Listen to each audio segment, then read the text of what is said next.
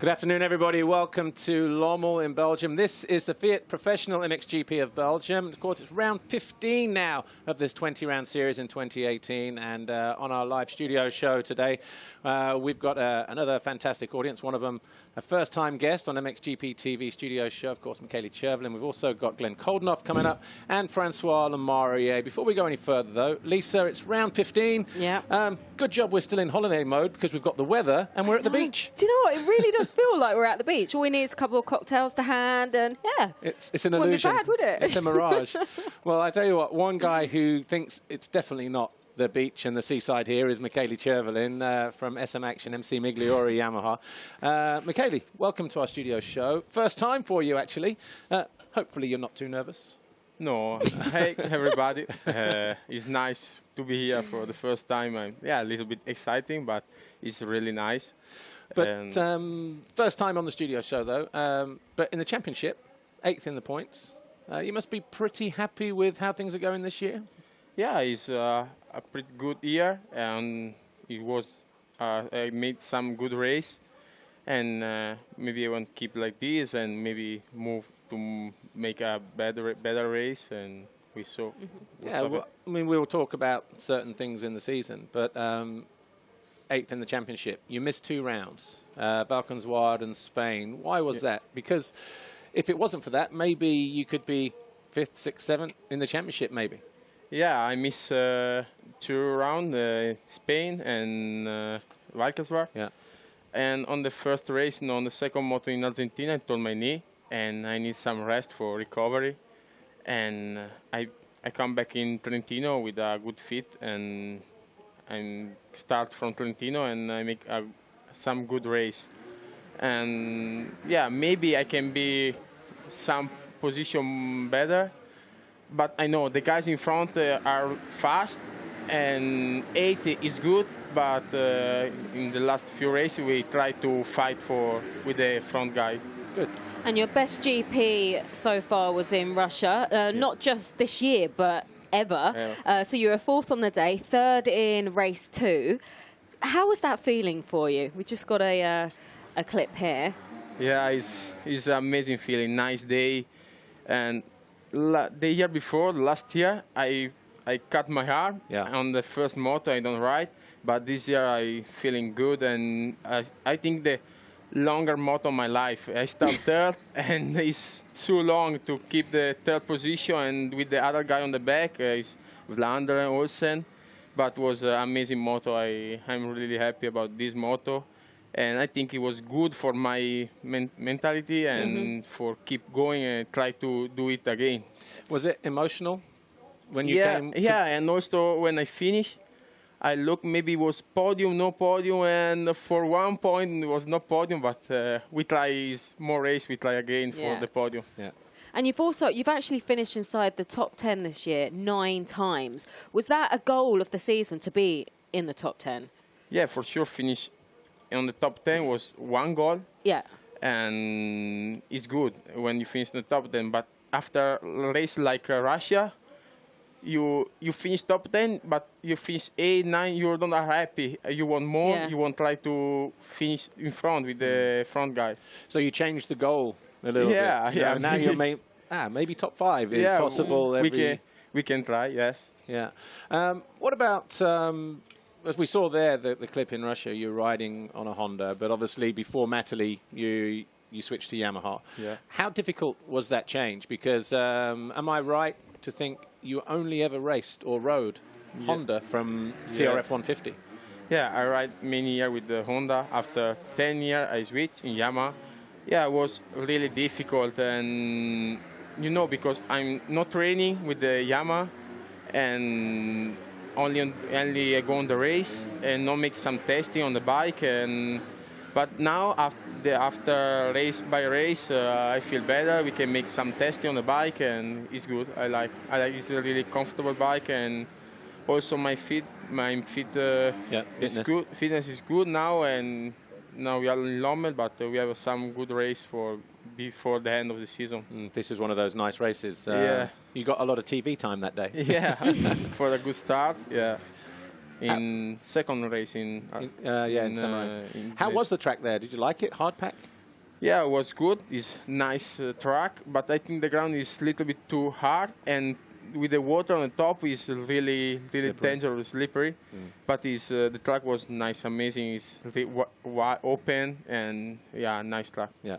And just tell us about your new team. How is it? Is it a good place to work? Yeah, it's a nice team. It's like one family. Have a lot of passion. Matteo, Emanuele is a great family. We work for the bike a lot, and yeah, also with mechanic. I'm really happy about the all around me. Yeah.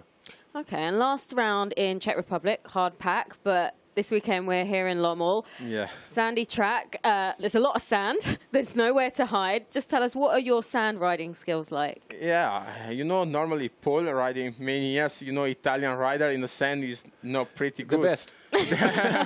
It's not pretty good, but no, only Tony I think is good on the sand. Yeah. But the track is same for everyone. It's sand. We're training a lot on the week, years. I made some testing, and we can try to do my best. I know the sand is not my favorite condition, but yeah, enjoy riding like this. And I mean, okay, we've still got couple of minutes. The weather this weekend will be another thing. Because like normally we come here, it's maybe cold, it's wet and heavy, but today it's 32, 33 degrees. That's going to be tough, isn't it, this weekend? Yeah, it's strange weather for Belgium, no? We are in Belgium, but it's like Italy. The only thing is like Italy. But yeah, for sure it can be a difficult race, long and tough race. And I think we need to fight and finish the race, and it's same for everybody, no? Sure. And obviously the track here, probably the same layout as last year. How was it in the free practice? Were you happy with how everything was? Because yeah, I feel the track was good. It's almost same the last year, and it's good. And maybe come more rough before the qualifier race, and now was a little bit flat, but after for sure come more rough. Yeah, flat only lasted the first lap of free practice for the 125s today. It might be flat again tomorrow morning before the warm-up as well. But Michaela Javelin, thank you for joining us here on the studio show. We are out of time with him, but join us in a moment with Glenn Koldenoff from Red Bull KTM. And but before that, though, here's some highlights from MX2 from Lockett 2 weekends ago, race 2.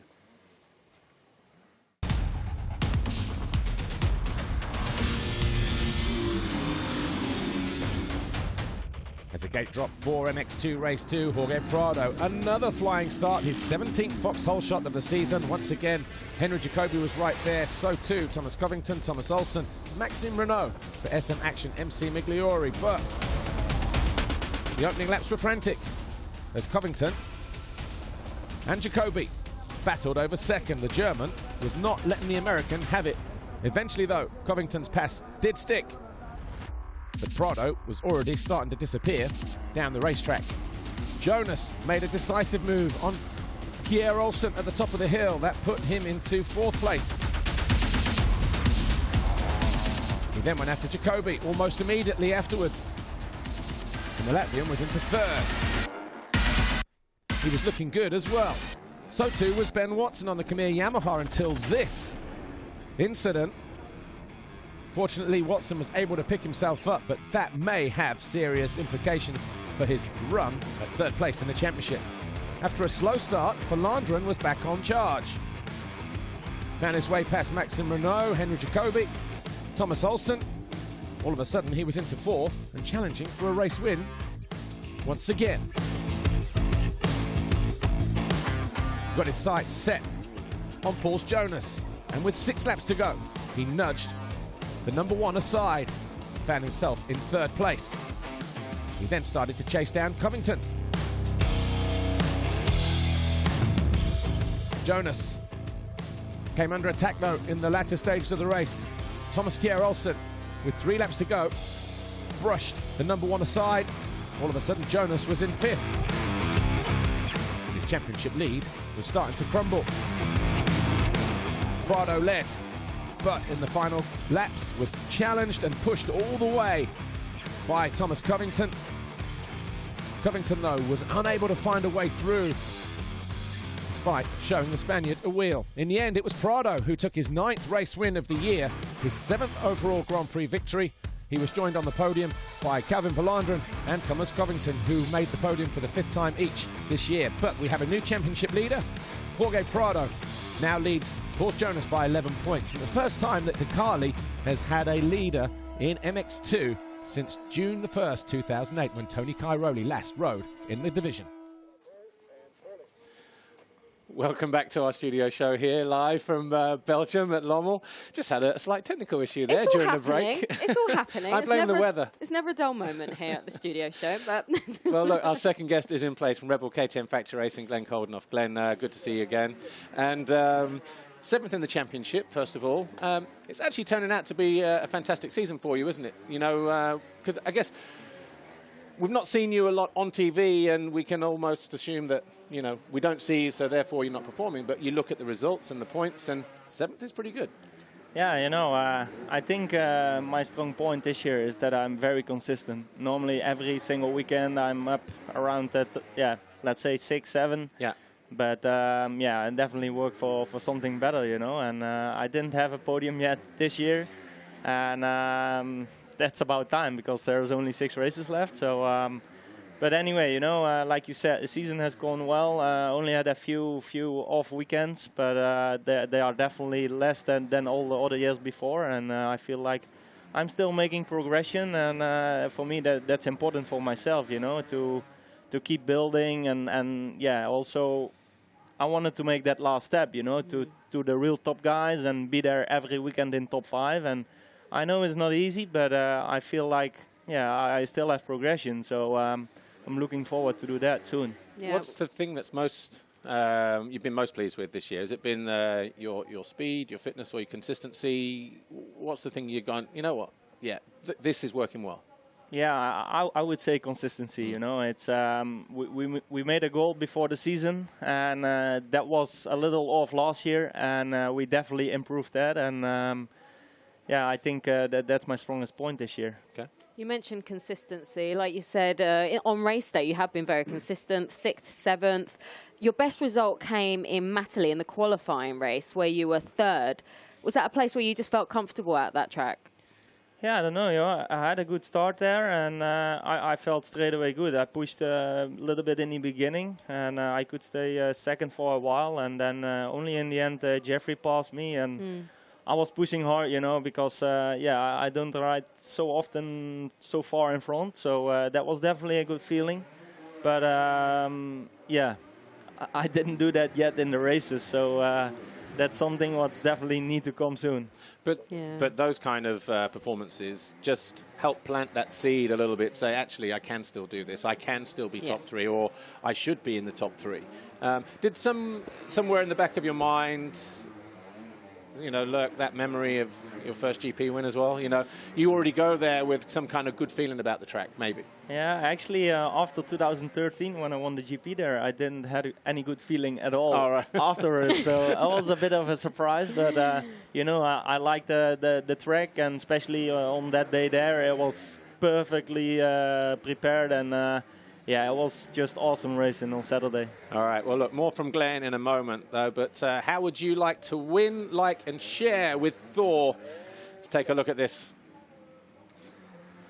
Well, this weekend in Lommel, Belgium, Thor has decided to sponsor a like and share competition on our MXGP Facebook page. Fans who like and share this post on screen and on our Facebook page will automatically be entered into the draw with an MXGP-TV season pass up for grabs, MXGP, the official motocross video game, and a race jersey signed by Monster Energy Kawasaki Racing's Clement de Sal. Of course, Thor is celebrating their 50th anniversary this year, so de Sal, not only a Thor athlete, is also Belgium as well, and a strong contender for the MXGP win this weekend, or maybe Glenn is, who knows. But get sharing, get liking, and yeah, take your opportunity to win big this weekend. Absolutely. And back to Glenn.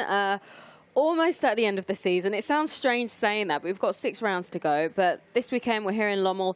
Is this a GP you've always looked forward to? Yeah, sure. You know, I'm born in the sand, and That must have been uncomfortable. No, you know, funny. It's quite funny for you, Paul. when that pedal tire goes in, you know, they're straight a little bit more confident. So no, actually, apart from last year, I would say, yeah, last year I got the podium here, but all the other years before, I never rode good in Lommel, and I was never having a good result. So yeah, after last year, it was a surprise, but. You know, on that first moto, definitely, yeah, got some good speed, and I could run up with Tony and Jeffrey. I think, which is pretty special. Also, if you see now, it's really difficult, but yeah, I'm looking forward to this race this weekend for sure. Well, everyone seems to think this GP would be pretty tough, especially with the heat conditions. No doubt you're prepared, but there's a huge difference, isn't there, between training here during the week and actually racing a GP here, isn't there? Yeah, sure. You know, the track is way different prepared, and the jumps are a lot bigger. So there are 5 classes, so that gets rough quite quickly. But I would say on a good way, like. With practice here, you know, there's also a lot of amateur riders, and like the bumps, there is no rhythm, and that makes it more difficult on training. But yeah, I would say on race day, it's way different than on practice day. Yeah. Well, the weather conditions here are certainly different to what we had in Valkenswaard in the start of the year. I think we've got some footage actually from one of your races. It makes me feel cold just looking at it. So cold. But yeah, there was snow, there was ice, there was frost, everything. Probably the coldest GP we've ever experienced, actually. I think so. You know, I think we also had snow this year. Yeah, yeah. And it was pretty tough, you know, to stay warm. And yeah, for this GP here in Lommel, you don't really need a good warm up, you know, with 30 degrees or more. But they're definitely. I did a good warm-up to make sure I'm ready to battle. So, I mean, it was kind of bittersweet, really. It was your home GP, you know, challenging up front. Just missed out on the podium. I guess, you know, heartbreaking in some respects, but you have a chance to make up for that here, just over the border. Yeah, sure. You know, I never had any podium in Valkenswaard, and you know, especially we are here in Belgium. Valkenswaard is still Holland. I know it's only maybe 10 kilometers away, but still, you know, to make a podium in Holland is more special than in Belgium. But I would sign if I can make the podium here again. Okay. Well, obviously, how was the track this morning, first thing? Fast. Still fast, yeah. But there are some big jumps, like I mentioned before, like jumping the quad here, just in the back here. So it's nice. It is looking good. How is that quad, actually? I watched you do it second lap. You were the first to pop the quad, and then I saw Sean do it maybe a couple of laps later. If you get it perfect, that quad, double... And double out. Double out. Yeah. Very fast. Yeah, sure. You know, otherwise you need to go single out. Yeah. And there you will lose a little bit of speed. But, you know, if you jump quad, you go also very high in the air, so maybe that takes time also a little bit. Yeah. I saw Jeffrey doing his fastest lap without jumping the quad, so... Yeah, he scrubbed the triple, didn't he? Yeah. And then wheel tapped and... But I would say I prefer to jump quad. Like you can breathe a little bit in the air, and so. And in terms of performances, last year all the KTMs were on the top step of the podium. Yeah. Hasn't happened since, I don't think. Maybe. Difficult to say. I have no but idea. It was a big moment, I know, because obviously there was you, there was Tony, there was Jeff, you know, Dirk. Everybody was like really, really happy. Yeah. Chance of doing that again this weekend? I really hope so. You know, last year I also didn't expect it, but. Coming into this weekend, I feel well prepared, and we did definitely some hard training in very hot conditions. So I did everything I could, but yeah, like also Assen, I make the podium 2 years in a row, and then you go to the GP, and you straight away think, you know, you're going to make that podium again. But it's not really working like that. But yeah, like I said, I did everything I could, and if I can make it, that would have been very good. All right. Well, look, it'll be just as satisfying if you get it here, even though you didn't get it in Valkenswaard. But Glenn, thanks for joining us here. Our next guest has arrived, I'm told, so we'll meet Francois Omari in a moment. But before that, let's just catch up with some highlights from the MXGP Race 2 from Loket 2 weekends ago.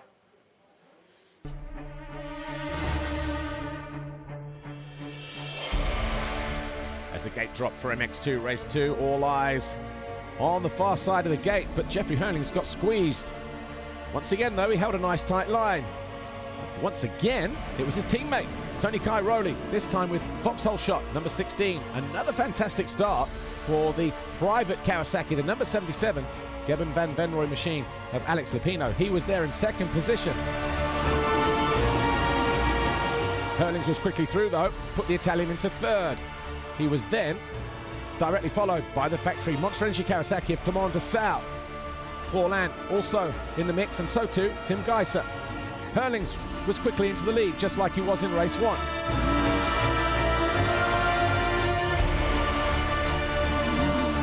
But as we got to the top of the hill, Lupino went down, he took with him Clement de Sal. Both riders would remount in 19th for Lupino and 9th place for de Sal, who was then in a battle with Tommy Searle. Herlings started to pull clear, but then after 2 or 3 laps, Cairoli got second wind and tried to push the Dutchman into making a mistake. But those mistakes have been few and far so far this season. Paulin, though, did make a mistake from 4th. Not one, but both Yamahas of Van Hoorbeek and Febvre found their way through. Febvre was 4th, Van Hoorbeek was 5th, Paulin was up to 6th. Febvre's move came on his teammate just a lap or so later to make sure of that 4th place. Paulin had no answer for the Yamahas. The busy part of the racetrack for Tommy Searle this weekend saw the Brit fall from 10th. He would not finish the race. Tim Kaiser, a lonely figure for Team HRC, riding around 1 or 2 suspension issues this weekend. Third was as good as it was going to get for the former world champion. Jeffrey Herlings victorious, though, for the 21st time ahead of his teammate. Kaiser was third. For Jeffrey Herlings, he's lost just 3 points since his return back from a collarbone injury before Lombardia. Herlings wins for the 11th time. Tony Cairoli, Tim Kaiser join him on the podium. And Herlings now more than 25 points clear, that 1 race figure clear of his teammate. 30, in fact, as we head to Lommel, round 15.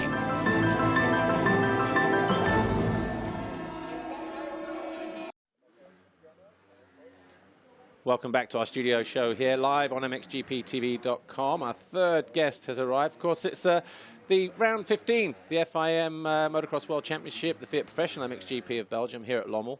And Francois Omari, team manager for Monster Energy Kawasaki Racing Team, joins us now. And he has 2 Belgian riders on his team as well, by the way. So, Francois, how busy is this weekend for you, given that you've got Clement de Sal and Julien Leiber on the team? Because probably not quiet over there in KRT corner, is it? Yeah, we keep the rider focused in the racing, but yeah, for sure there is a lot of people around. We try to manage the best way possible. Actually, we have like 2 home GP. Team staff is mostly French people, and we have 2 Belgian riders, so yeah. Based in Netherlands, so we have many home GPs. Yeah. And well, you just said, because the team is based in Holland, I guess you have a good mixture of sponsors from both Holland and Belgium as well, so quite a big event for them as well, maybe. I know you have others, but... Yeah, everybody is interested in Lommel because, you know, it's one of the hardest GP of the year, yeah. Because of the weather condition as well, making worse. No, I think it's probably one of the busiest weekends for everybody in general because of where everybody is based. You know, you're in the Netherlands, just north of here, like 1 hour? Well, 45 minutes. 45, so, yeah, many teams have at least a base around Lommel, so for sure it's a busy GP. You have also holidays, so people are coming. So home GP for everyone. Yes, almost. And you're from the UK, home GP it's not for home you. GP for you. Okay, well, let's talk about your riders. Clement, first of all. So far, he's the only rider to win a race, to win a GP, apart from Jeffrey and Tony. That must be a pretty big deal. Yeah, it was for sure great to see Clement on the first step. It's our goal, our target to win GPs. It's a good memory. After we are always working to get some more, so that's our goal. And of course, he also won here last year as well, but in complete different conditions. Did he have a good feeling about the track? Yeah, I think he feels good on the track. Clement likes, I would say, old-style motocross track with big up and down hills. It is. Was really technical, and yeah, he had good speed. And as said, we always look to the future to get some more. How important is this race this weekend in terms of the championship? Because at the moment, Clément is third. It looks like, at the moment, with 6 rounds to go, that the title will go to maybe Jeffrey or maybe Tony, you know, because of the points gap that Clément has to make up. It's not impossible, but realistically, looking at third, how difficult is, or how tough is this race going to be? Because the sand, the weather, you could gain or lose a lot of points. And I'm just talking Clément, I'm talking Tim as well behind could lose or make. So is this one of the most important races of the year now, you think? You know, Clément, by speaking with him this morning again, is focused in each race, just giving his best, you know. So for sure he knows it's important to finish third in the championship. But on his side, yeah, he just gives his best every moto, every GP. So yeah, that's for sure. And how much, I know most people look at the Belgians and the Dutch and go, oh, the sand specialists. But obviously everybody's camped here nowadays. But Clément favours the hard pack conditions. So how much time have you spent in the sand since Lockett, riding and testing, and also in these hot conditions? Yeah, last weeks for Clément and Julien was also looking to get rest, because it's important to be performant on the bike, but it's also important to come fresh on the bike on GPs. So the season is really long. We are at the 15th GP now, so we have to manage to go till the end. And yeah, that's the point. That's very important to close the championship in good shape, and with the best performance possible. And what about Julien Leiber, a rookie in MXGP? Are you happy with what he's done so far? Julien, yeah, we did better. On him. He's a good kid, really serious in his preparation. Yeah. He did some good motos. As a rookie, he has to learn a lot on the class, on the 450, because as he's small shape, small guy, he's not the easiest for him, but he's handling well the 450 Kawasaki. Yeah. And he had also to learn the team, because he's coming from MX2, different team, different brand. So it takes time also to learn how we work and the best way to work together. Yeah, that's important. Okay, and as Paul mentioned, it looks like the title could go to a KTM this year. But just tell us, how important is it for you as a team manager, for Kawasaki as a brand, to land on the podium at the end of the year? I mean, how much would that mean to you and the team? Yeah, as you say, the orange guys are very strong. The gap is quite important. Nothing is done yet. No. You know, many things can still happen. We have to wait the last check flag. Sure. But yeah, it's very important, because we have two, I would say, riders are leading the championship, and then to be the third is very important, because the average, the level of the championship is quite high. You have like Tim Kaiser, Gauthier Paulin, Fèvre, who have been also world champ and are behind for the moment. So, but in terms of budgets, for instance, you know, I guess it helps as well, doesn't it? Because, you know, you need to run the team the next year and the year after that. Kawasaki put so much in Monster, but, you know, with bonuses and podium performances, I guess that is crucial. For sure, it helps to finish on the third place. That's for sure. All right, and just quickly, comments from the guys this morning. Happy with the track? Happy with the way things? Yeah, they are quite happy with the track. They feel comfortable, and for sure they know it will be a difficult race. Yeah. Sweating a bit under the helmet, but they will go for it. That's right. I know somebody can sort that out. But I don't know. I'm joking. But anyway, look, Francois, we are out of time. Thank you for joining us. Francois Omari, Monster Energy Kawasaki Racing Team. We will be back in 2 weeks' time, actually, when we go to Switzerland, Frankfurt-Gachnang. But that's it for today. Qualifying races, as always, 425, 510 for MX2 and MXGP. And we've got the qualifying MX2. and MXGP, and also 125 and 250 Race 1 for their 125 and 250 European Championships. All the action live on tomorrow as well, so make sure you tune in on MXGP-TV.com. See you next time. Bye for now.